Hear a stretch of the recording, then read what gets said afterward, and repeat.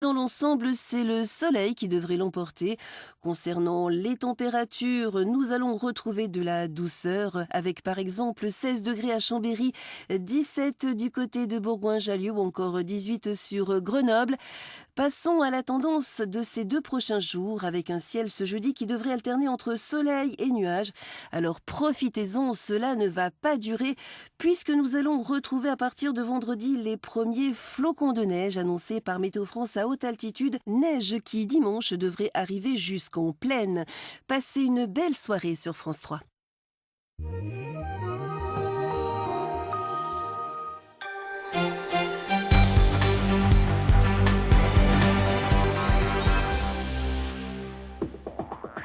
Bonsoir à tous, bienvenue dans le 19-20, toute l'actualité du jour jusqu'à 20h. En région, nous reviendrons sur les perquisitions menées le week-end dernier dans l'agglomération grenobloise. Dans le cadre de la lutte antiterroriste, sur les 5 hommes présentés aujourd'hui en comparution immédiate à Grenoble, 2 ont été condamnés à de la prison ferme. Le 11e jour du procès de la rixe des Chirolles aux assises de Grenoble en Isère, à la barre aujourd'hui et pour la première fois à l'audience, Aurélie Mocam, la maman de Kevin. Elle a été entendue comme témoin. Et puis, Val Thorens reporte son ouverture d'une semaine. Faute de neige, la station savoyarde n'ouvrira pas ce week-end comme prévu. Les chutes de neige annoncées dans quelques jours sont attendues, vous l'imaginez, avec impatience. À 19h30, vous retrouverez Carole Gessler pour l'édition nationale et 2 grands titres. L'unité nationale aura été de courte durée. 4 jours à peine après les attentats, elle a volé en éclats aujourd'hui à l'Assemblée nationale. Manuel Valls applaudi par la gauche, hué par la droite. Les Républicains réclament une meilleure surveillance des islamistes faisant l'objet d'une fiche S. Et puis les frères Abdeslam à la tête de la logistique des attentats. L'enquête s'accélère en région parisienne. La Clio noire qui aurait servi aux terroristes a été retrouvée dans le nord de Paris. Les perquisitions ont permis de localiser un hôtel qui servait de cachette dans le Val-de-Marne. Mais tout d'abord, dans les Alpes, cet incendie qui a démarré samedi dernier sur les hauteurs du Gine entre Savoie et Haute-Savoie. Pour une raison encore indéterminée, le feu est parti à proximité d'un sentier pédestre puis s'est propagé à grande vitesse. Il aura fallu l'intervention de 2 Canadair pour éteindre les flammes aujourd'hui. Marion Feutry, Maxime Kemener. Le spectacle attire les badauds. 2 Canadair venus tout spécialement de Marignane pour éteindre l'incendie qui embrase le Mont Charvin depuis 4 jours. C'est ce retraité de Faverges qui a prévenu les pompiers samedi matin. Depuis, ce passionné de photos a pris des centaines de clichés. En journée, il y a de la fumée, il y a de la lumière, on ne distingue pas les flammes. Mais en nocturne, c'est impressionnant. C'était comme une tache qui se répandait. J'ai toujours mon appareil photo avec moi, et là, c'est une occasion. Et puis après, je transmettrai ça à mes enfants pour qu'ils se souviennent. Dans ce secteur très escarpé, difficile d'accès pour les soldats du feu, les feuilles mortes, l'herbe sèche ont favorisé la propagation des flammes. Ni les 60 pompiers savoyards et haut-savoyards mobilisés, ni les hélicoptères bombardiers d'eau n'ont permis de venir à bout de cet incendie, aux caractéristiques très particulières. Une propagation du feu, on va dire, libre, avec 150 hectares actuellement touchés et une possibilité de propagation sur un secteur de 300 hectares. Pas de risque particulier pour la population, mais voilà, une fumée qui se répand sur un grand secteur, puisque même sur Chamonix, les gens se plaignent de fumée et d'odeur. Si les flammes ont donné du fil à retordre aux pompiers, elles ont épargné les quelques chalets d'altitude. Bilan, aucune victime, mais 150 hectares de forêt et de broussailles calcinées. Et en Savoie toujours, à Césarche précisément, 3000 m² de sous-bois sont partis en fumée aujourd'hui. C'est un hélicoptère privé qui est intervenu pour éteindre cet incendie. Au lendemain des interpellations qui se sont déroulées partout en France et dans l'agglomération grenobloise, 5 hommes étaient présentés aujourd'hui en comparution immédiate devant une juge grenobloise. 2 d'entre eux ont écopé de prison ferme. Les précisions avec Marie Michelier et Christelle Nicolas. Ils sont 5 hommes présentés en comparution immédiate cet après-midi, poursuivis pour détention d'armes de catégorie B et infraction à la législation des stupéfiants. Tous ont été interpellés dans la nuit de dimanche à lundi dernier lors de la vaste opération policière menée dans Grenoble et dans son agglomération. Des perquisitions autorisées par le préfet dans le cadre de l'état d'urgence. Un état d'urgence qui, pour leurs avocats, ne justifie pas tout. toute une série d'interpellations dans la nuit de dimanche à lundi. Qu'est-ce qu'il va en rester? Écoutez, j'espère qu'il en restera le principal auteur ou le principal témoin ou le principal complice des attentats de Paris, mais je ne pense pas que cela donnera lieu à cette arrestation. Aujourd'hui, que mon client ne s'en vexe pas, mais c'est du menu fretin que l'on a ramené devant le tribunal, et en aucun cas des terroristes. Sur les 5 prévenus, seulement 3 ont été jugés. Le premier, âgé de 31 ans, connu des services de police, possédait un pistolet automatique 9 mm, de nombreuses cartouches, ainsi que de la cocaïne. Il a été condamné à 18 mois de prison, dont 8 avec sursis. Le second, 41 ans, écope lui de 18 mois, dont 10 avec sursis, pour la détention d'un Colt 45 et de munitions. Des peines lourdes, dues à un contexte particulier selon leur avocate. Moi, si vous voulez, ce qui me gêne dans l'ensemble des dossiers qui ont été évoqués dans l'audience de cet après-midi, c'est qu'on a un arrêté préfectoral qui nous dit qu'on a des raisons plausibles de penser que ces personnes sont liées à des activités terroristes. Or, lorsqu'on se reporte à la procédure, il n'y a aucun élément sur les activités terroristes et, pire encore, on ne leur pose aucune question. D'où ma déduction que c'est vraiment des peines qui sont prononcées dans un contexte particulier. 8 mois de prison avec sursis enfin pour le troisième prévenu, 32 ans. À son domicile, c'est un revolver 22 long rifle modifié et des cartouches qui avaient été saisis. Le cas des 2 derniers, 2 frères poursuivis pour détention de stupéfiants estimés plus complexes, a été renvoyé devant un juge d'instruction. Le conducteur d'un télésiège de Châtel en Haute-Savoie a été condamné à 6 mois de prison avec sursis pour manque de surveillance par le tribunal correctionnel de Thonon-les-Bains. En février 2011, un jeune Anglais de 14 ans avait trouvé la mort sur un télésiège en restant accroché à cause de la sangle de son sac à dos. Également poursuivi pour homicide involontaire dans cette affaire, la station de ski, elle, a été relaxée. Le procès du double meurtre de Kevin et Sofiane, 11e jour d'audience aujourd'hui.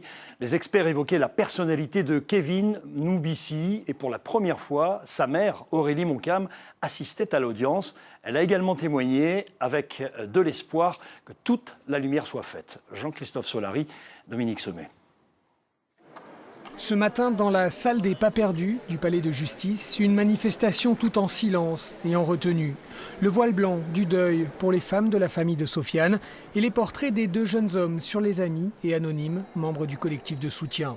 À l'intérieur de la salle d'audience, les personnalités de Kevin et Sofiane sont évoquées en détail par les spécialistes. Un moment important pour la mère de Kevin. Bonjour. Il me fallait être là, face au banc des accusés, pour soutenir la mémoire de mon fils. Et j'en ai retenu que tous les 2, Sofiane et Kevin, c'était vraiment des lumières. Mais on l'a tellement dit, mais ça a été encore redit dans l'enquête de personnalité. Durant toute la matinée, Aurélie Moncam a fixé du regard chacun des 12 accusés, attendant une parole, une prise de conscience parmi les meurtriers présumés, pour que, dit-elle, leur humanité soit préservée. Ça fait 3 ans qu'ils sont enchaînés dans leur propre tourment. Alors, ils vivent moins d'émotions tiraillantes que nous, hein, ça c'est sûr. Ils ont l'air présents sans être présents. J'ai du mal à avoir un descriptif de ce qui vraiment. Je les vois, mais ils ont l'air d'être dans un théâtre où on se demande ce qu'ils font. Eux-mêmes doivent se demander ce qu'ils font. Enfin, une forme d'immaturité qui me stupéfait encore. Kevin venait de recevoir son diplôme en commerce de l'IUT d'Aix-Marseille quand il a été tué. Sofiane était auxiliaire de vie chez un professeur handicapé de son ancien lycée à Échirolles. Pour son père, l'évocation de Sofiane est une souffrance qu'il arrive néanmoins à dépasser. Il est très compliqué et très dur d'entendre un CV à titre posthume de son enfant. Voilà ce qu'on peut dire. Mais j'aimerais aussi particulièrement dire une chose assez importante, c'est de dire qu'on témoigne et qu'on soutient toutes ces familles endeuillées du 13 novembre, de l'attentat qu'il y a eu à Paris, parce qu'on connaît malheureusement leur douleur et donc on est de tout cœur avec eux. Merci. Voilà, et sachez enfin que l'interview complète d'Aurélie Moncam, la maman donc de Kevin, est en ligne sur notre site France 3 Alpes. Conséquence des attentats de Paris, justement, un vaste élan de solidarité des donneurs de sang. Une aubaine pour l'établissement français du sang qui espère que cela va durer pour répondre aux besoins d'urgence, mais aussi en prévision de la saison hivernale. Reportage au centre de Grenoble, Xavier Schmitt et Anne Ployard. Cette jeune fille est étudiante. Elle est venue donner son sang avec plusieurs copines. À la suite des attentats de Paris, les donneurs affluent en nombre dans les centres de collecte et beaucoup pour la première fois. Un grand élan d'entraide, relayé notamment par les réseaux sociaux. On est tous un peu touchés par ce qui s'est passé et que c'est un peu notre forme de soutenir et de s'impliquer en fait pour les autres, quoi. Les donneurs doivent être âgés de 18 à 70 ans. Le prélèvement est un geste relativement simple, moyennant quelques conditions. Bien boire avant, au moins un demi-litre 1 heure avant le prélèvement. Ne jamais venir à jeun, prendre un bon petit déjeuner ou un bon repas à midi. Et éviter le sport dans les 24 heures qui suivent le prélèvement. Depuis 3 jours, le nombre de dons quotidiens a presque doublé par rapport à la collecte habituelle. Mais au-delà des besoins d'urgence, l'établissement français du sang doit anticiper. En tant que donneur régulier, je pense qu'il faut donner aussi et donner en permanence. C'est important, les gens donnent occasionnellement et il serait important de donner dans la durée, dans le temps. Voilà. La période hivernale est toujours une période traditionnellement difficile parce qu'on a une baisse de la fréquentation de nos collectes de par des personnes qui vont être en vacances, donc une absence de donneurs, mais également des épidémies de grippe, de gastro, des personnes qui vont être malades et donc des donneurs qui vont être contre-indiqués pour le don. Pas moins de 10 000 dons sont nécessaires chaque jour en France, parmi lesquels 1 millier en Rhône-Alpes. Tous les groupes sanguins sont recherchés pour sauver des vies. Les attentats qui soulèvent également la question de la sécurité dans les lieux publics. C'est le cas à Eurexpo, près de Lyon, qui accueille ces jours-ci 2 importants salons professionnels. 45 000 visiteurs sont attendus d'ici la fin de la semaine. Les organisateurs ont renforcé leur dispositif de contrôle. Valseki Sophie et Claire Chéripetit. File interminable de voitures ce matin à l'entrée d'Eurexpo. Les agents de sécurité contrôlent les badges des exposants. Sans laisser passer, pas d'accès au parking. Certains véhicules font même l'objet d'une inspection. On sait qu'on va travailler en sécurité. Voilà, je pense que c'est le but. Pas de problème pour nous. Eurexpo accueille pendant une semaine 2 salons, Solutrans et Europact. 1500 exposants sont présents. Pour maintenir la manifestation, les organisateurs ont dû renforcer la sécurité. 50 personnes sont mobilisées. Solutrans est un salon professionnel. Donc les caractéristiques d'un salon professionnel ne sont pas comparables à celles d'un événement grand public. On est dans des conditions très particulières. Le doublement de l'effectif nous permet de positionner suffisamment d'agents au point stratégique d'entrée et de sortie et donc d'offrir les meilleures conditions de sécurité. Des mesures de sécurité exceptionnelles bien comprises par les exposants et les visiteurs. C'était une bonne chose. Parce que visiblement, des gens râlent qu'il y ait des contrôles, donc je trouve ça complètement débile, quoi. Je pense que ce sont des gens qui n'ont pas la télé. Hein. C'est normal qu'il y ait de la sécurité, bien sûr. Tout à fait. Ah oui, c'est rassurant. 45 000 visiteurs sont attendus pendant cette semaine. Santé avec du nouveau dans les techniques d'ablation des tumeurs bénignes du cerveau. Fini les impressionnantes trépanations crâniennes. Les chirurgiens passent maintenant par le nez. En France, seule une poignée de centres hospitaliers sont experts dans cette nouvelle technique dite endonasale. L'hôpital Neurologie de Bron en fait partie. Frédéric Liop, Christian Conxiqueur. La tumeur, cette petite tache blanche, est très mal placée. Elle est située à la base du cerveau. Il faut la retirer car même si cette grosseur n'est pas cancéreuse, elle touche l'hypophyse de cette patiente et lui provoque un désordre hormonal. Et pour y accéder aujourd'hui, le chirurgien passe par les voies nasales. Par cet orifice naturel, le praticien introduit une mini-caméra haute définition et tous ses instruments traversent les muqueuses puis, par un tout petit trou dans l'os, atteint directement la tumeur et l'enlève. Auparavant, c'était une opération beaucoup plus lourde. Et on faisait une cicatrice ici, ce qu'on fait encore pour certains types de tumeurs. Mais pour ce type particulier de tumeur, il est plus aisé maintenant de passer par l'intérieur du nez. Alors les avantages, c'est qu'il n'y a pas de cicatrice, c'est moins douloureux quand même pour les gens. Et puis il y a un gros avantage en termes d'accessibilité, c'est-à-dire que passant par le nez, on est directement dans l'axe de la tumeur. Donc on ne touche pas le cerveau, on ne pousse pas le cerveau, les nerfs de la vision ou autre chose. Donc on est moins délétère, moins agressif pour les structures nobles. Après avoir retiré toute la tumeur, le chirurgien a encore un gros travail de reconstruction des tissus, os et muqueuses. La patiente restera hospitalisée une dizaine de jours.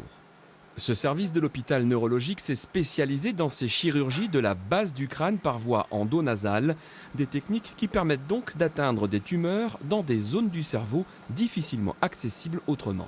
Alors la voie dite endonasale permet d'atteindre des régions telles l'orbite, permet d'atteindre la région de ce qu'on appelle de l'hypophyse, qui est vraiment sous le cerveau et à 10 cm de profondeur. Les régions de part et d'autre de l'hypophyse et surtout aussi permet d'atteindre cette région ici, qu'on appelle le tronc cérébral, qui était difficile d'accès par une autre méthode et qui maintenant, en passant par le nez, est en fait droit devant. Chaque année dans ce bloc, près de 150 patients sont opérés par cette voie endonasale. Allez, retour en Savoie avec un faux départ pour le début de la saison à Val Thorens. Initialement prévu ce week-end, l'ouverture de la station est reportée d'une semaine, faute de neige. Pas d'alarmisme pour autant, l'or blanc est annoncé. Reportage Nicolas Elandalouci et Fabrice Liégard. Les montagnes tardent à revêtir leur manteau neigeux. À Val Thorens, télésièges et télécabines resteront donc à l'arrêt une semaine supplémentaire. Alors forcément, à l'office de tourisme, les clients appellent ou viennent pour annuler leur séjour. Soit on les rembourse intégralement, soit on leur propose de reporter leur séjour au week-end d'après. Car outre la fermeture du domaine skiable, toutes les festivités prévues pour l'ouverture de la station ont aussi été annulées. Je vous en prie, passez une bonne journée. La perte de chiffre d'affaires, elle va être difficile à évaluer. On l'évaluera dans quelques temps parce qu'il va y avoir des reports de séjour. Si je prends l'exemple de la centrale de réservation, donc centrale que je dirige, c'est 7000 clients qui devaient venir ce week-end. Donc effectivement, c'est des gens qu'il va falloir replacer plus tard. Et puis, si on n'arrive pas à trouver de solution et qu'on remboursera de toute façon. Dans la station, cette décision est plutôt bien accueillie, y compris chez les commerçants. Dans son magasin, Bertrand ne s'inquiète pas. Si ce week-end de lancement est traditionnellement important, il sait que la saison est encore longue. Effectivement, on perd un week-end d'activité, qui est un week-end qui est important sur Valto, où il y a quasiment 20 000 forfaits vendus. Donc nous, clairement, c'est un manque à gagner. Valto, c'est une station qui ouvre 6 mois et demi. Donc on a le temps de rattraper. Donc justement, on n'a pas ce chrono qui tourne par rapport à des stations qui vont être un peu plus basses en altitude. Pas de panique donc, et pour cause, le personnel du service des pistes est en alerte. Les effectifs ont été doublés pour faire face aux fortes chutes de neige attendues ce week-end. On est sur des perturbations qui vont rentrer de nord, donc avec du froid, dès ce week-end, avec des quantités attendues de l'ordre de 70 cm sur l'épisode neigeux. Et ensuite, on rentre dans une période de refroidissement sensible qui va permettre de maintenir et même de faire de la neige pour stabiliser ces couches de neige. Allez, si les spatules vous démangent, encore un peu de patience. Val Thorens s'ouvrira samedi prochain jusqu'au 8 mai. Non-stop, évidemment. Et voilà qui nous amène à l'idée folle d'un Haut-Savoyard qui a décidé de se lancer dans une drôle d'aventure. Redonner un second souffle aux lunettes de glacier conçues dans les années 50. Avec sa compagne, il a investi, imaginé, dessiné et conçu son projet qui sort tout juste des ateliers de fabrication. Ingrid Pernet-Duparc et Serge Vorette. Quand il a débarqué dans l'usine il y a un an, Fabrice, le fabricant de lunettes, a commencé par refuser son projet. Trop compliqué, trop cher, trop fou peut-être. Et puis de folie en folie, 6 mois plus tard, il a accepté et même aimé la proposition de l'entrepreneur, plutôt atypique et déterminé.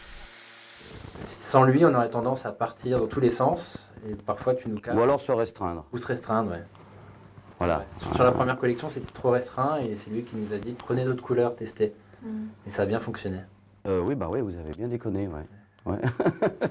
Déconné à 30 ans, jusque-là, rien d'anormal. Original, certainement, en revisitant la célèbre paire de lunettes de glacier des années 70. Ouais, il n'y a rien sur le marché qui ressemble à ça. Pas vrai? Complètement. Oui, voilà. Donc déjà là, le pari est gagné. Bing. Et bing, bientôt bingo peut-être. Nouveau look, nouveaux matériaux et nouveaux paris. Produire du Made in France et si possible, faire un carton.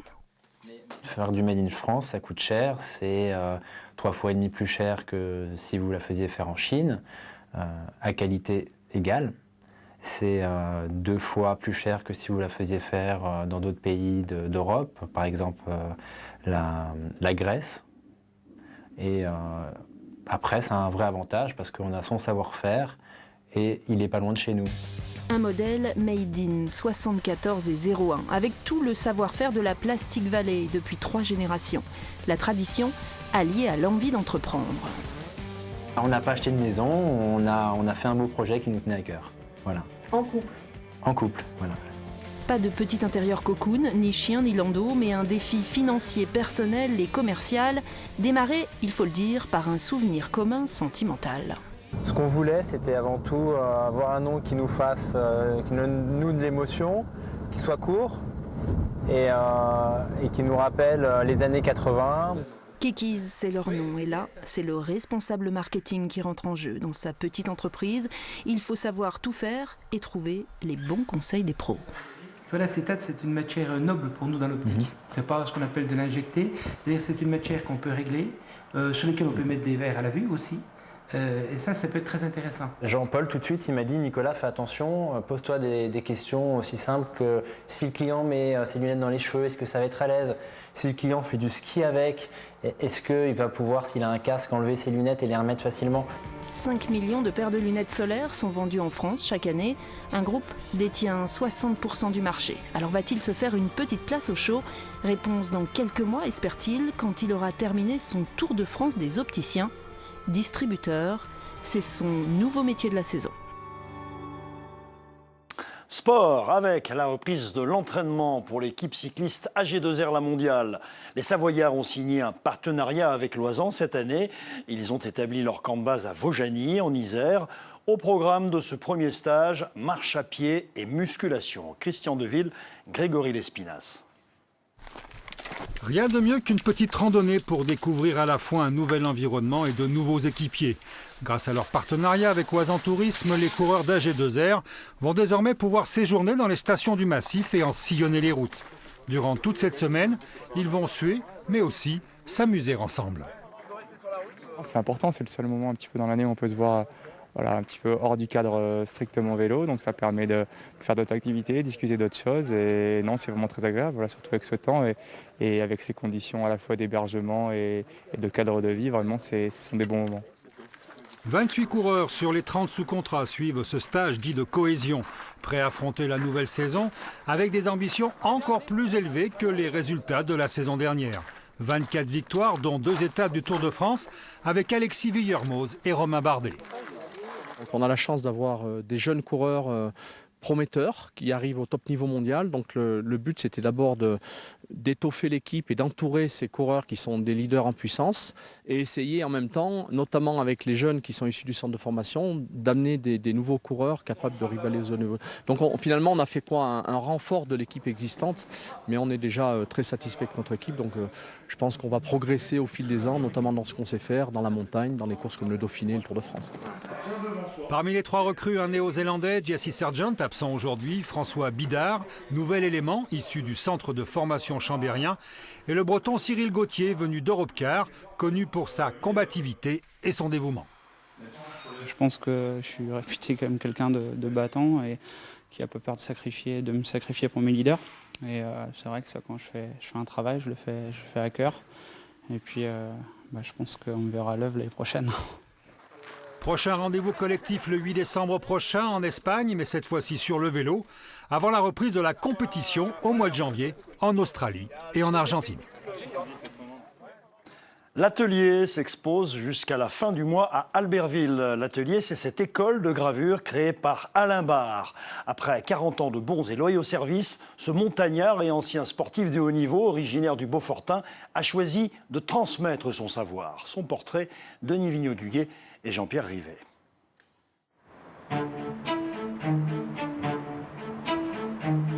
Alain Barre, un graveur hors norme à la carrière exceptionnelle.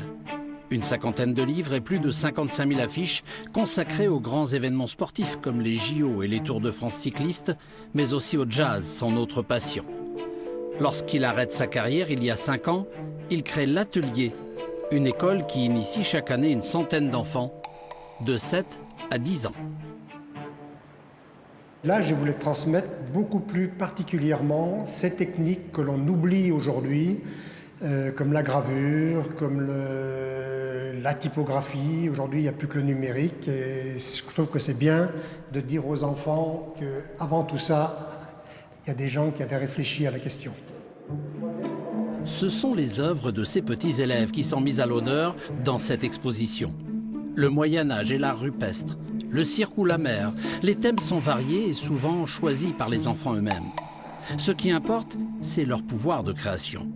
La démarche va de l'idée à la photo ou au dessin, du dessin à la gravure, puis de la gravure à l'imprimerie. Un cheminement lent, un travail précis. Moi, je reviens aux bases. Travail précis, geste précis. On travaille, on a les mains sales et on fait un travail très propre à la sortie. Il y a une façon de prendre les papiers avec des mains sales sans les salir. Vous voyez? Et puis, la presse, c'est quand même assez merveilleux. Vous mettez une plaque avec de l'encre dessus, vous mettez un papier, ça ressort derrière un très beau dessin. Ça, c'est la surprise et les enfants sont toujours émerveillés devant les premiers tirages. L'atelier, une exposition à découvrir en présence des petits artistes, tous les après-midi jusqu'au 30 novembre, rue de la République, à Albertville. Je vous rappelle enfin les 2 premiers titres de cette édition des Alpes. Suite aux perquisitions menées le week-end dernier dans l'agglomération grenobloise, dans le cadre de la lutte antiterroriste, 5 hommes étaient présentés aujourd'hui en comparution immédiate. 2 ont été condamnés à de la prison ferme. Et puis 11e jour du procès de la rixe des Chirolles aux assises de Grenoble en Isère. À la barre aujourd'hui et pour la première fois à l'audience, Aurélie Mocam, la maman de Kevin. Elle a été entendue comme témoin. Prochain rendez-vous avec l'actualité régionale vers 23h, juste après le Grand Soir 3. Dans un instant, c'est l'édition nationale, Carole Gessler, juste après la météo. Demain midi, vous retrouverez Pauline Allo pour le rendez-vous du journal des Alpes de la mi-journée. Et je vous retrouverai demain soir à 19h pour un autre journal des Alpes. Excellente soirée à vous et à demain.